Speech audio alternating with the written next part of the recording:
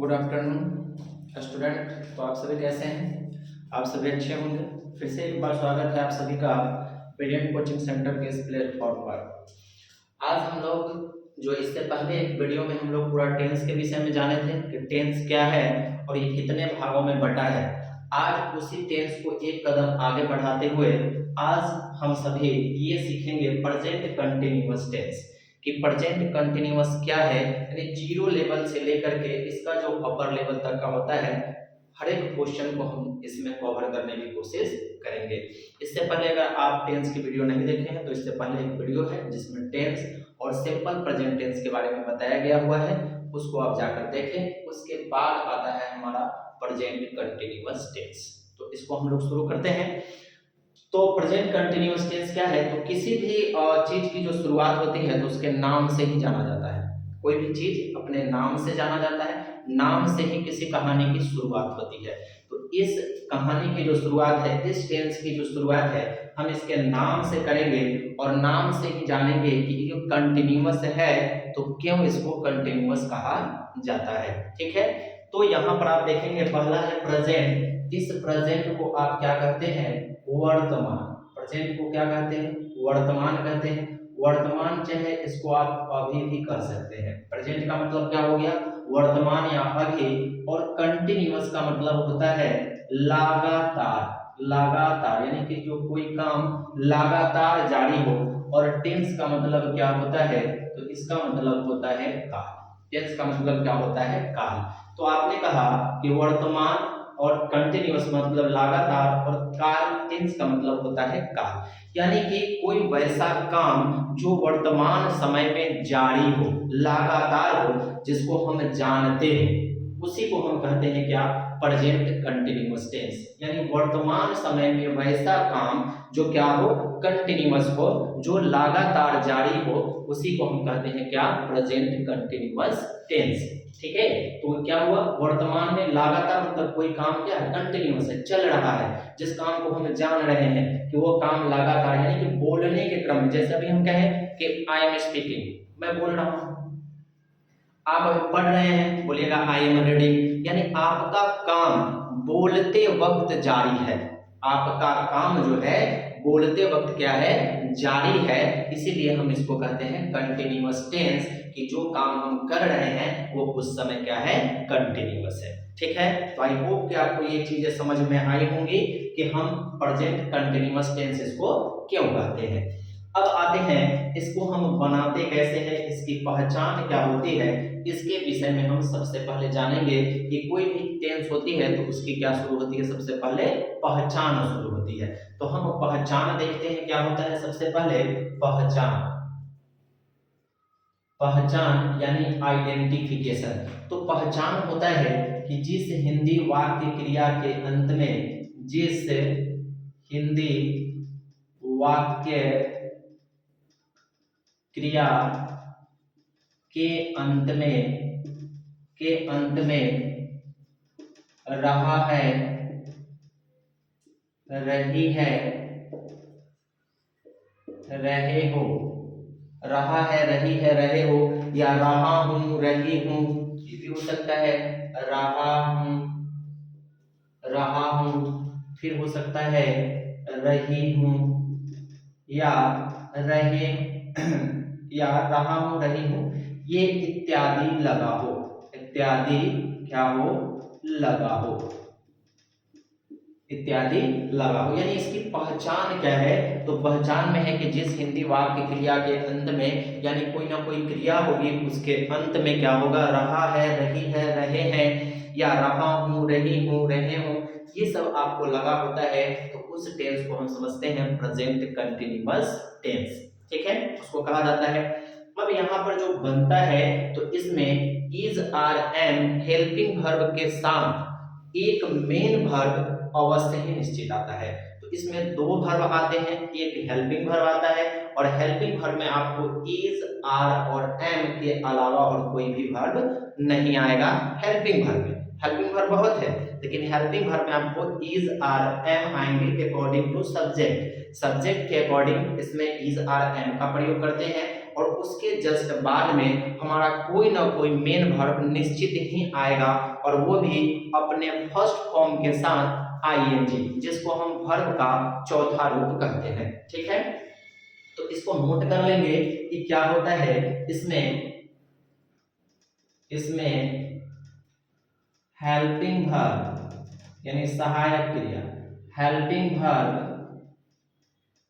Is are am, helping verb is are am according to subject, यानी ये is are N जो आएगा किसके अकॉर्डिंग आएगा, सब्जेक्ट, सब्जेक्ट मतलब कर्ता के अकॉर्डिंग आएगा। नहीं, helping verb is are am के साथ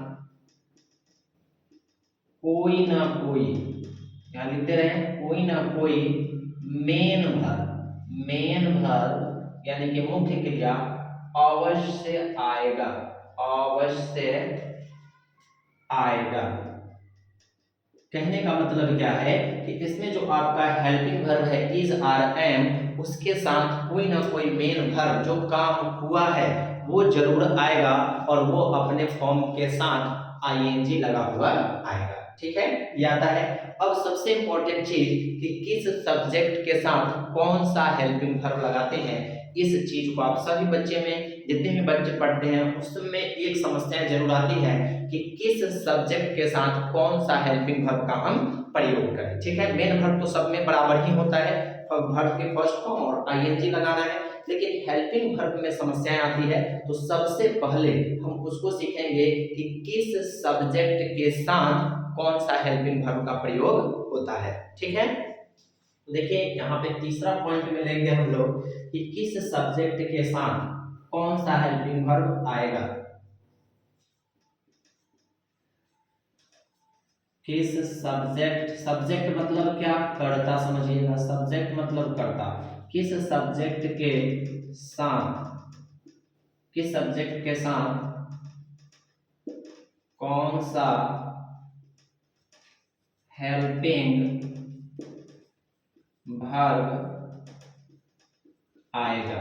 इसको जानते हैं हम लोग कि किस सब्जेक्ट के साथ कौन सा हेल्पिंग वर्ब आएगा। ठीक है, तो देखिए सबसे पहले यहाँ पर हम देखते हैं फर्स्ट नंबर की बात करते हैं। तो फर्स्ट नंबर में आता है आई, और आई के साथ जो हेल्पिंग वर्ब लगता है वो आता है हमारा क्या, एम। तो आई के साथ क्या आता है, एम, आई के साथ एम, आई के साथ हमारा कौन सा हेल्पिंग वर्ब, एम आता है। उसके बाद आता है दूसरा पॉइंट में आता है आपका ही होता है, सी होता है, इट होता है, और नेम की बात करें तो नेम, और वो भी क्या होना चाहिए, सिंगुलर, सिंगुलर। इसके साथ ये जो भी होगा इसके साथ क्या चीज का प्रयोग होगा, इज, यानी ही सी इट, और नेम, नेम मतलब कोई भी नाम, गांव शहर देश लड़का लड़की ना, राज्य जिला, कोई भी आपका नाम है, लड़का लड़की माता पिता ना, ये सब अगर सिंगुलर है तो वो सब के साथ कौन सा हेल्पिंग वर्ब आएगा, तो वो हमारा इज आएगा। और ये सभी किस में आते हैं, तो थर्ड पर्सन में आते हैं, ये सभी किस पर्सन में आते हैं, थर्ड पर्सन में। तीसरा जो आता है हमारा, तो तीसरा आता है हमारा वी होता है, वी के बाद आपका दे होता है, दे के बाद जो होता है आपका नेम में ही क्या होना चाहिए, प्लूरल, प्लूरल। तो ये सब के साथ में क्या चीज का प्रयोग होता है, तो आर का प्रयोग होता है। तो सबसे इंपॉर्टेंट चीज इस टेंस का कि कौन सा हेल्पिंग वर्ब किस सब्जेक्ट के साथ लगाया जाए उसको जानना बहुत ही जरूरी है।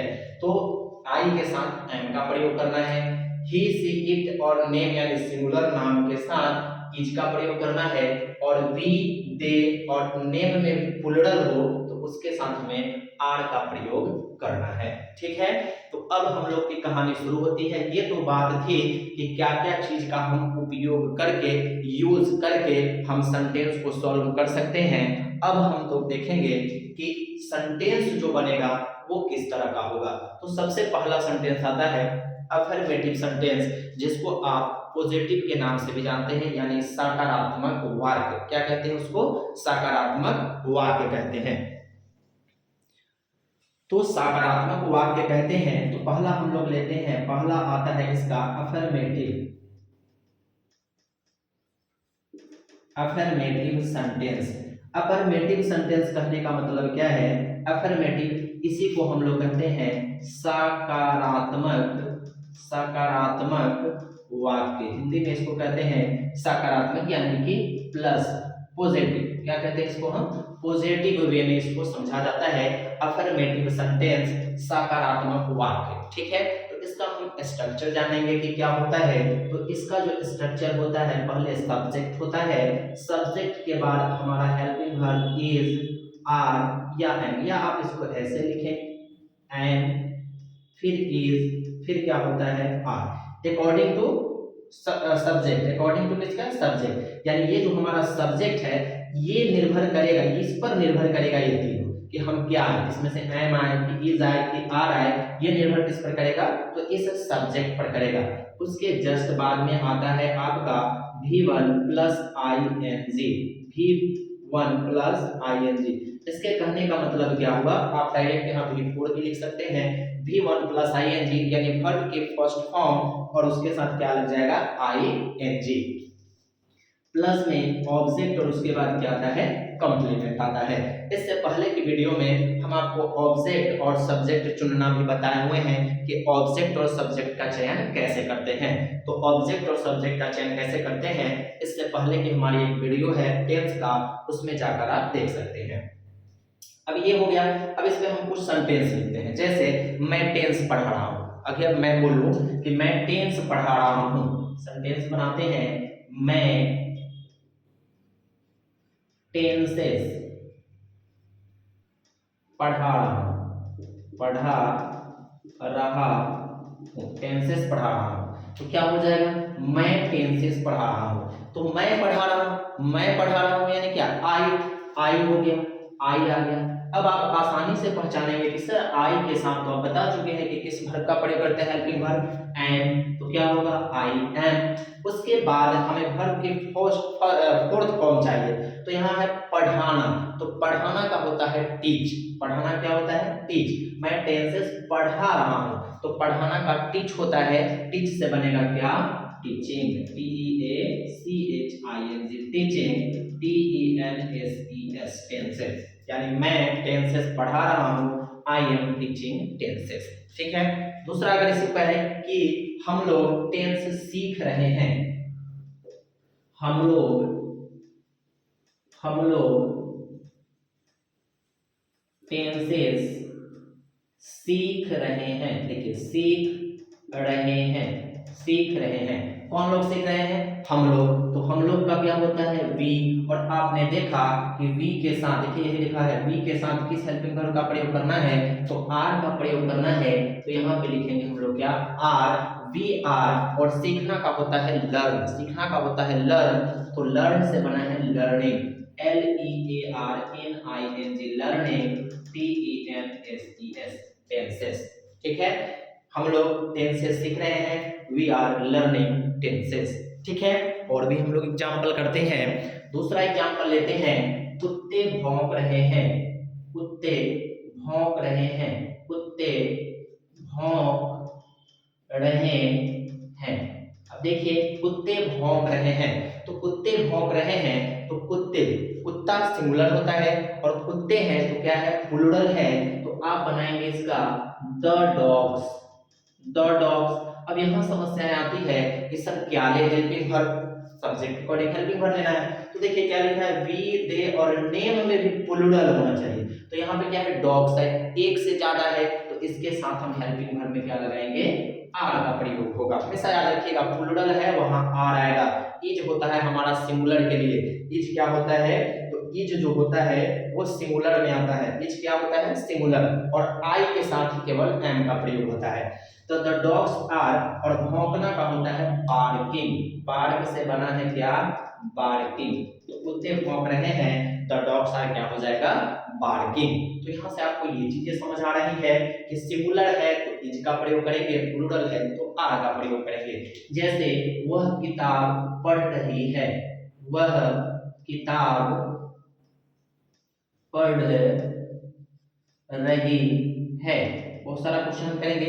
वह किताब पढ़ रही है, तो पढ़ रही है और पढ़ रहा है, दो बातें होती है, एक मेल होता है एक फीमेल होता है। अगर पढ़ रहा है तो मेल है और रही है तो फीमेल है। तो वह किताब पढ़ रही है तो यहाँ पर होगा सी, क्या होगा सी।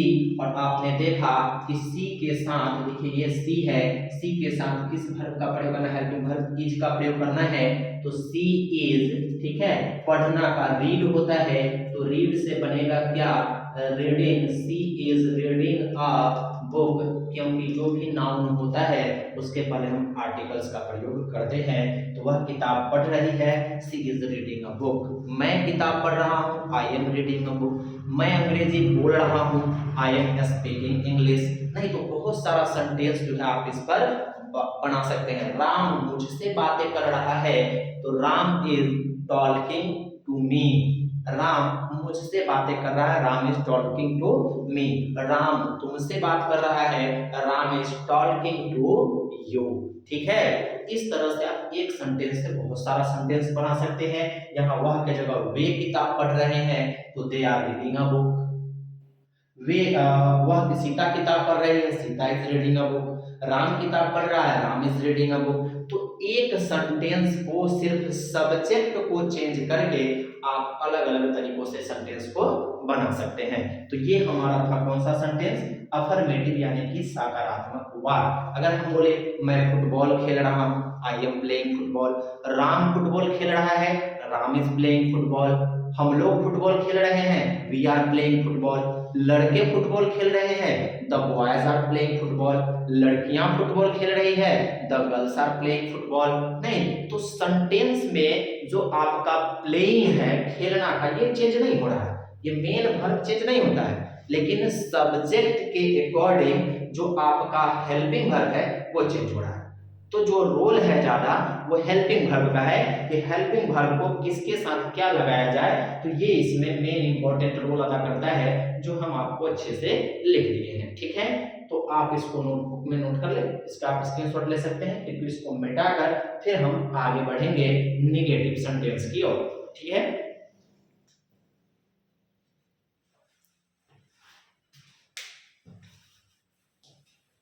उसके बाद हम लोग आते हैं निगेटिव सेंटेंस की ओर।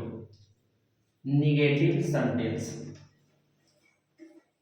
निगेटिव सेंटेंस देखते हैं। निगेटिव सेंटेंस यानी नकारात्मक वाक्य। निगेटिव सेंटेंस यानी नकारात्मक वाक्य की बात करते हैं कि नकारात्मक वाक्य को हम कैसे बनाते हैं। तो इसका दूसरा आता है, दूसरा सेंटेंस निगेटिव। निगेटिव सेंटेंस, तो निगेटिव सेंटेंस यानी नकारात्मक वाक्य। नकारात्मक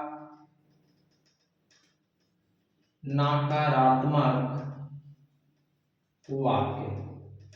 नकारात्मक वाक्य क्या होगा, नकारात्मक वाक्य। तो नकारात्मक वाक्य की जो बात करेंगे तो इसका स्ट्रक्चर होगा, पहले सब्जेक्ट यानी कर्ता, फिर आएगा आपका एम, क्या आएगा, एम आएगा, एम के बाद आपका इज आएगा, फिर आर, प्लस यहाँ पे नॉट होगा, और वर्ब की वही फर्स्ट फॉर्म के साथ आईएनजी, प्लस में ऑब्जेक्ट होगा, और क्या होगा आपका कॉम्प्लीमेंट। तो ये याद रखेंगे। इसमें आप कुछ शॉर्ट, जो नेगेटिव का जो शॉर्ट फॉर्म होता है, इसको कॉन्ट्रैक्ट फॉर्म बोलते हैं, उसको भी ध्यान रखेंगे। उसके लिए हम यहाँ पे लिख देते हैं, ध्यान देंगे आप कि इज प्लस अगर नॉट की बात करें तो हम इस इज प्लस नॉट को इजंट लिख सकते हैं। क्या लिख सकते हैं, इजंट। यानी इज प्लस नॉट का अगर शॉर्ट फॉर्म की बात करें तो इजंट होता है, और आर प्लस नॉट, और एक और बात है इसमें, एम प्लस नॉट, इसका क्या होगा, तो बहुत बच्चे कहेंगे एमंट हो जाता है, नहीं, इसका भी क्या होता है, इजंट ही होता है। इसका भी क्या होता है, इजंट। तो याद रखेंगे इज प्लस नॉट और एम प्लस नॉट, इसका भी क्या होता है, इजंट होता है। और आर प्लस नॉट जो होता है, आर प्लस नॉट का शॉर्ट फॉर्म आरंट होता है। इस बात को भी आप ध्यान रखेंगे कि इज प्लस नॉट इजंट होता है, आर प्लस नॉट आरंट होता है, और एम प्लस नॉट भी इजंट ही होता है। जब आप डिग्री पढ़ेंगे, डिग्री, तो उस समय आपको इसका काम पड़ेगा डिग्री, या आप क्वेश्चन टैग बनाएंगे, सॉरी क्वेश्चन टैग जब आप इसको में बनाएंगे तो उसमें आपको शॉर्ट फॉर्म की जरूरत पड़ेगी। ठीक है, अब आते हैं यहाँ, तो बात कर रहे थे हम लोग नकारात्मक वाक्य की। बोले कि वह क्रिकेट नहीं खेल रहा है, वह वह गेंद नहीं खेल रहा है, नहीं खेल रहा है, वह गेंद नहीं खेल रहा है, यानी वह है नहीं रहा है तो ही होगा, और ही के साथ अब आप बताइए कौन सा वर्ब प्रयोग होगा हेल्पिंग, तो आप कहेंगे सर इज होगा, ही इज, ठीक है। उसके जस्ट बाद क्या लगाएंगे आप, नॉट, या तो आप इज नॉट लिखिए या इसका शॉर्ट फॉर्म इजंट का प्रयोग आप कर सकते हैं। ही इज नॉट, अब खेलना का प्ले होता है, प्ले से क्या हो जाएगा, तो प्लेइंग हो जाएगा और बॉल हो जाएगा, क्योंकि नाउन के पहले आर्टिकल्स तो आता ही है। तो वह गेंद नहीं खेल रहा है, he is not playing a ball. वे लोग मैदान में नहीं टहल रहे हैं, वे लोग मैदान में, वे लोग मैदान में नहीं टहल रहे हैं, वे लोग मैदान में नहीं टहल रहे हैं, वे लोग मैदान में नहीं टहल रहे हैं, तो कौन लोग, वे लोग। तो वे का क्या होता है, दे होता है, और दे के साथ आप जानते हैं कि दे के साथ हम क्या लगाते हैं, तो हेल्पिंग वर्ब आर होता है, तो दे आर नॉट, और आर प्लस नॉट आरंट भी आप यूज कर सकते हैं, दे आर नॉट क्या है, टहलना है, टहलना का वाल होता है, तो क्या हो जाएगा, वॉकिंग, और मैदान में in the field, in the field, in the field, ठीक है। They are not walking in the field, वे लोग मैदान में नहीं टहल रहे हैं। वह मुझसे बातें नहीं कर रही है, वह मुझसे बातें नहीं कर रही है, वह मुझसे बातें नहीं कर रही है, तो इसका हो जाएगा नहीं कर रही है, तो सी इज नॉट या she isn't talking, talking to me, ठीक है। अब इस सेंटेंस से आप अनेक सेंटेंस बना सकते हैं सब्जेक्ट को चेंज करके। वो मुझसे बातें नहीं कर रही है, इसका हो जाएगा she is not talking to me. Ram मुझसे बातें नहीं कर रहा है, Ram is not, Ram is not या Ram isn't talking to me. तुम लोग मुझसे बातें नहीं कर रहे हो, यू आर नॉट या you aren't talking to me. तो सेंटेंस वही है, टॉल्क का कोई चेंज नहीं, टॉकिंग हो रहा है, बाद बाकी आपका केवल सब्जेक्ट और हेल्पिंग वर्ब आपका चेंज हो रहा है। तो सब्जेक्ट के अकॉर्डिंग केवल हेल्पिंग वर्ब चेंज होता है, लेकिन मेन वर्ब जिस सेंटेंस में अगर एक जैसा है, खेलना है, तो उसका प्लेइंग ही रहेगा सब में, लेकिन according to subject helping verb change हो जाता है, ठीक है। समझ आ रहा है आप सभी को। वह मुझसे बात और है, जैसे मेरी माँ खाना पका रही है, क्वेश्चन है मेरी माँ खाना नहीं पका रही है, नहीं पका रही है, मेरी माँ खाना नहीं पका रही है, इसका हो जाएगा माय मदर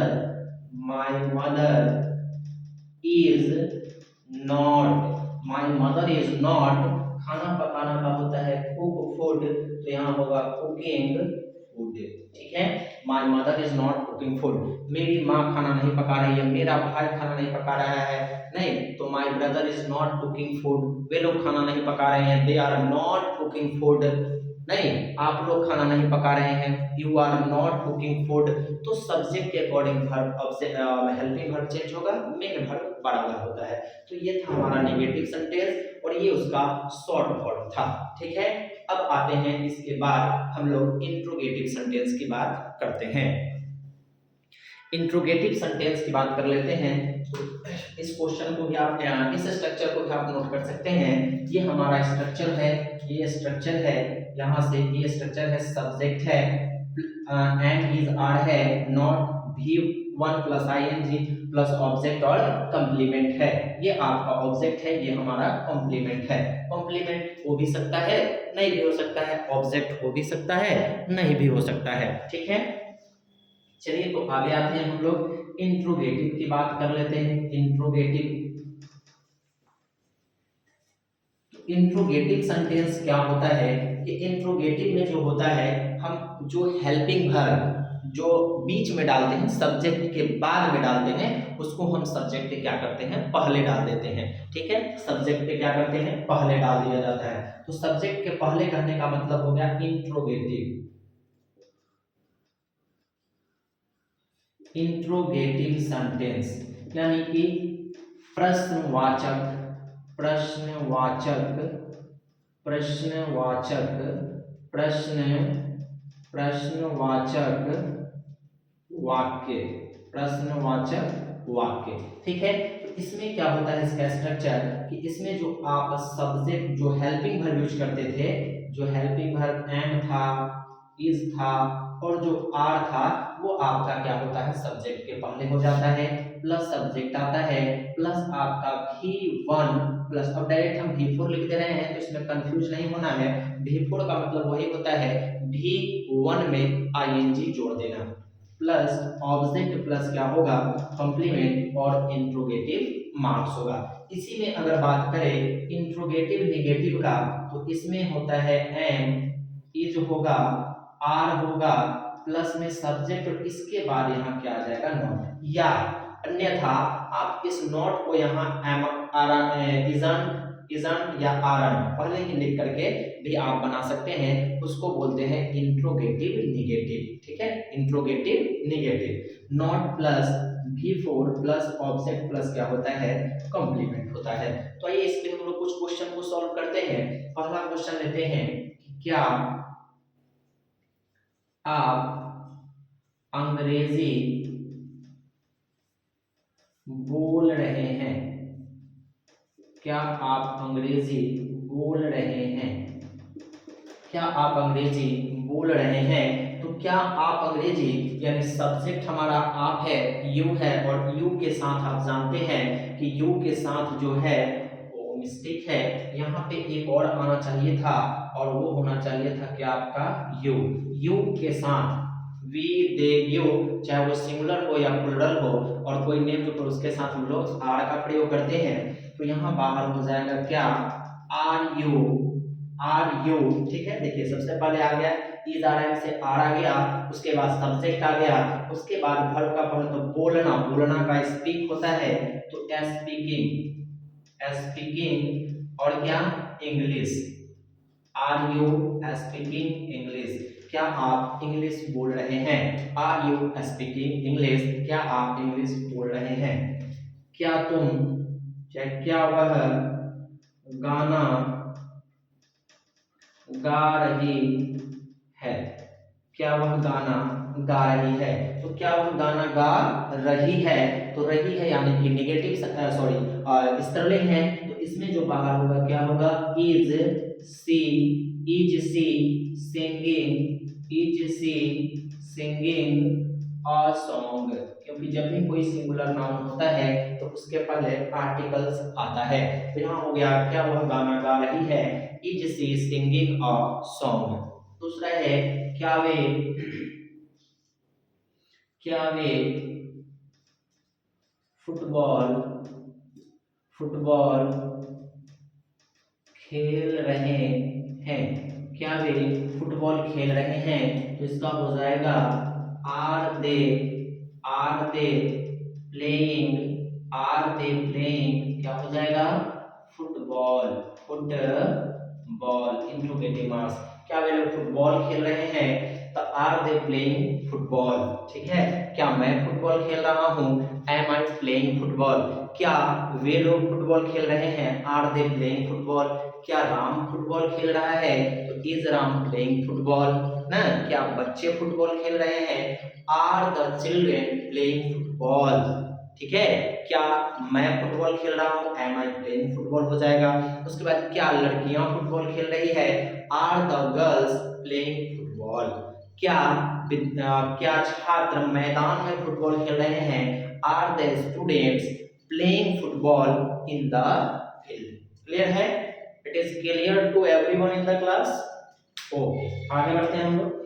क्या वे लोग फुटबॉल खेल रहे होंगे, ठीक है। इससे आप सब्जेक्ट चेंज करके अलग अलग सेंटेंस को बना सकते हैं। तो आपके पास जूनियर ट्रांसलेशन, सीनियर ट्रांसलेशन कोई भी हो, उसको उठा लीजिए आप, और उसमें से जितना भी प्रेजेंट कंटिन्यूअस का सेंटेंस हो बनने वाला, उसको इजीली बना जाइए और बना करके नोटबुक में प्रैक्टिस कीजिए कि आप समझे कि नहीं। और उसके बाद अगर कुछ समस्याएं आई तो आप हमें ऑफलाइन या ऑनलाइन कमेंट करके हमसे पूछ सकते हैं, ठीक है। तो ये था आपका इंट्रोगेटिव, जिसमें पॉजिटिव होता है। अब नेगेटिव का एग्जांपल देखते हैं कि नेगेटिव में क्या होता है। नेगेटिव का देखते हैं, ये तो पॉजिटिव का था। अब इसी में अगर नेगेटिव हो, जैसे क्या क्या लड़के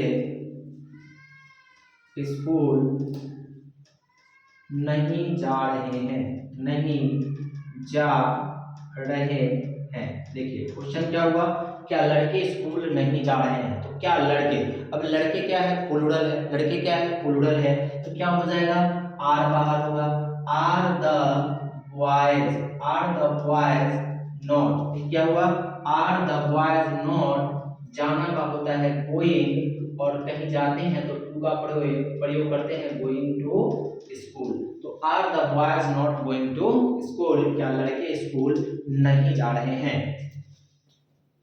क्या राम चाय नहीं पी रहा है, पी रहा है।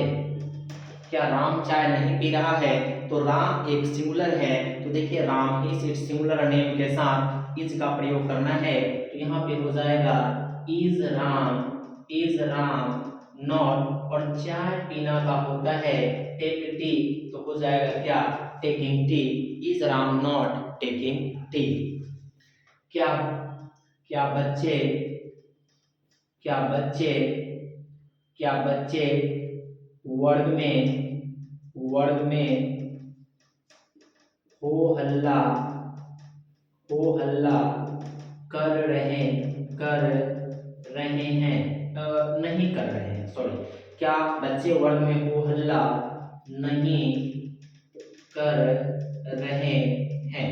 तो देखिए इसको बनाते हैं, क्या बच्चे वर्ग में हो हल्ला नहीं कर रहे हैं। तो क्या बच्चे हैं, तो क्या हो जाएगा, आर बाहर होगा, आर द चिल्ड्रेन नॉट, और वो हल्ला करना का मेक नॉइज होता है, तो मेकिंग अ नॉइज कहाँ, क्लास में, इन द क्लास, ठीक है। तो ये समझ आया होगा, क्या बच्चे वर्ग में हो हल्ला नहीं कर रहे हैं, are the children not making a noise in the class. क्या लड़कियां वर्ग में हो हल्ला नहीं कर रही है, तो are the girls not making a noise in the class. तो सब्जेक्ट चेंज करके आप डिफरेंट सेंटेंसेस को इस पर बना सकते हैं, ठीक है। तो ये था हमारा इंट्रोगेटिव, एक इंट्रोगेटिव निगेटिव। अब आते हैं हम लोग क्यूडब्ल्यू सेंटेंस पे। अब देखते हैं हम लोग क्यूडब्ल्यू सेंटेंस। अगर आप सभी को वीडियो अच्छी लगती हो तो एक लाइक जरूर दें, क्योंकि आप लोगों के लिए इतनी मेहनत की जाती है कि आप घर बैठे आसानी से इस चीज को पढ़ सके। जब आपको कोई समझ नहीं आए तो उसको फिर दोबारा से देख सके, तो इतनी मेहनत आप लोग के लिए की जाती है। तो आप एक लाइक किया करें और अपने दोस्तों को भी इसके बारे में बताया करें। अगला देखते हैं हम लोग इसी का इंट्रोगेटिव क्यूडब्ल्यू सेंटेंस। क्वेश्चन वर्ड क्या होता है, तो इंट्रोगेटिव दो तरह के सेंटेंसेस होते हैं, एक यस नो होता है और एक क्यूडब्ल्यू होता है, जिसको हम डब्ल्यूएच क्वेश्चन भी कहते हैं। तो देखिए डब्ल्यूएच क्वेश्चन क्या होता है, अब आते हैं लास्ट है इसका डब्ल्यूएच क्वेश्चन, डब्ल्यूएच सेंटेंस। तो डब्ल्यूएच सेंटेंस क्या होता है, डब्ल्यूएच सेंटेंस में यहाँ डब्ल्यूएच में क्या क्या आ सकता है इसका स्ट्रक्चर, तो आ सकता है आपका व्हाट आ सकता है, व्हाट के बाद व्हाई आ सकता है, व्हाई के बाद वेयर आ सकता है, वेयर के बाद व्हेन आ सकता है, व्हेन के बाद आपका क्या हाउ आ सकता है। प्लस यानी इंट्रोगेटिव के जैसा ही ये होता है, बस इतना वर्ड पहले जुड़ जाता है, क्या क्यों कब कैसे ये सब्जेक्ट के भीतर होता है, और इंट्रोगेटिव में क्या सब्जेक्ट के पहले होता है, ठीक है। बस यही अंतर होता है इसमें। तो उसके बाद यहाँ आ जाएगा इज होगा, या आर आ सकता है, या एन प्लस सब्जेक्ट प्लस भी फोर प्लस ऑब्जेक्ट प्लस क्या होता है, कॉम्प्लीमेंट होता है। तो आइए इस पे हम लोग कुछ सेंटेंस की बात करते हैं। तो पहला एग्जांपल लेते हैं, वह क्यों पढ़ा रहा है।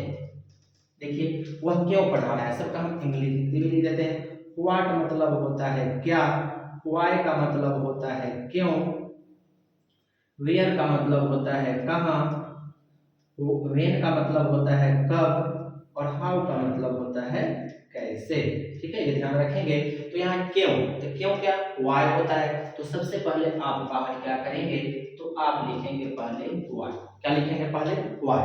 अब आएंगे सब्जेक्ट। तो सब्जेक्ट यहाँ पर वह है, तो वह का ही होता है, और ही के साथ आप लगाते क्या है, इज। ही के साथ क्या लगाते हैं, इज।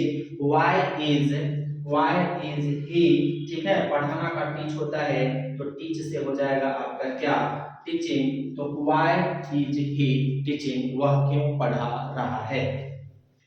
उसके बाद है हम लोग हम लोग क्या पढ़ रहे हैं, हम लोग क्या पढ़ रहे हैं, हम लोग क्या पढ़ रहे हैं। देखिए क्वेश्चन है, हम लोग क्या पढ़ रहे हैं, तो क्या का इंग्लिश क्या होता है, व्हाट। व्हाट मतलब क्या होता है, तो यहाँ पे हो जाएगा सबसे पहले व्हाट। ठीक है, और हम लोग है, तो हम लोग का होता है वी, और वी के साथ हम लोग क्या लगाते हैं, आर लगाते हैं। तो व्हाट आर वी रीडिंग, हम लोग क्या पढ़ा रहे हैं, तो क्या हो जाएगा, व्हाट आर वी रीडिंग। ठीक है, तीसरा सेंटेंस ले लेते हैं, लड़के क्या पढ़ रहे हैं, लड़के लड़के क्या पढ़ रहे हैं, लड़के क्या पढ़ रहे हैं।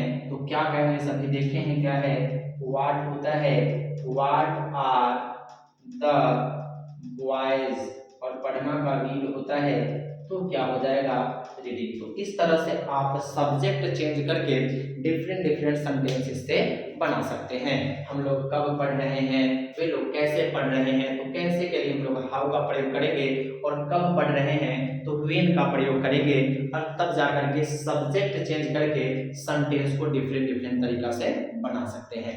तो इस सभी को आई होप कि आप सभी को अच्छा से समझ आया होगा। तो इसको और अच्छा से प्रैक्टिस के लिए आप अपने इंग्लिश ग्रामर की बुक से इससे रिलेटेड जितना भी सेंटेंस आपको मिले, इंट्रोगेटिव, पॉजिटिव, निगेटिव, सबका 10-10 क्वेश्चन को प्रैक्टिस करें, और जहां पे अगर डाउट हो तो आप हमें कमेंट करके हमसे पूछ सकते हैं। और अगर आपको ये सब वीडियो अच्छी लगती हो तो लाइक करें, और अपने दोस्तों को भी इसके बारे में बताएं। तो फिर हम लोग अगले वीडियो में मिलेंगे। तो ये प्रेजेंट कंटिन्यूअस का पूरा जीरो से लेकर पूरा अंत तक आपको पढ़ा दिया गया है, इसका पहचान कहाँ क्या यूज होता है सब। अब नेक्स्ट वीडियो में हम लोग पढ़ेंगे इसी का तीसरा जो ग्रुप है, जिसका नाम है प्रेजेंट परफेक्ट। तो हम लोग अगले वीडियो में फिर मिलेंगे, तब तक के लिए धन्यवाद।